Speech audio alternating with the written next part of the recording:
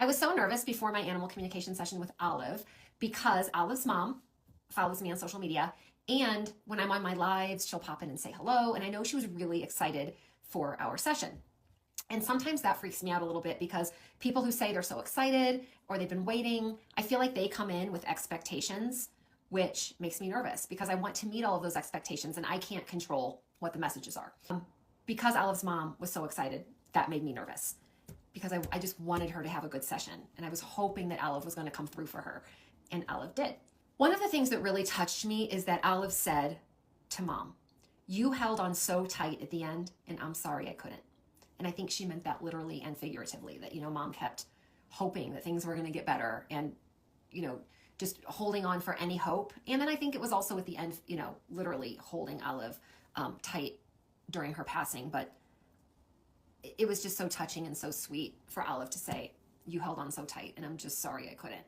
That killed me. The other thing she said, she's like, "I used to love it when you would touch my whiskers." And I was looking at Olive's photo and I'm like, I don't see any whiskers there. I couldn't tell from the photo I was looking at. And she's like, "Yeah, Olive did have whiskers, and I would always touch them just like this." And that was one of Olive's favorite things. And Olive also was wanting to talk about when her mom was 28, or I wasn't getting if her mom was currently 28. So I had to ask mom, "Are you 28?" She said, "Nope, I'm not." And I said, "Okay, Olive wants to talk about when you were 28, when things shifted when you were 28, and she wants to talk about that time in your life." And that actually is when mom met Olive, when mom was 28. So we talked a little bit about that.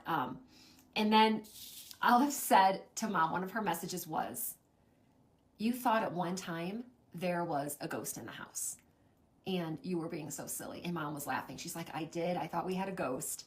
I was like, "Mom, that was just so silly. We don't have a ghost. But there is a man who hangs out in our home who's always around, and he has a mustache." So I asked mom about that, and that is actually her dad who passed away.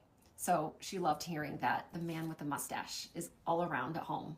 Olive wanted to thank mom for something special she did with Olive's urn. She said, "You really showcased it." That's how she said it. "You really showcased this urn." So mom showed me, and it was a box that she had bought that actually has Olive's photo on the outside of it. But Olive loved how it's showcased.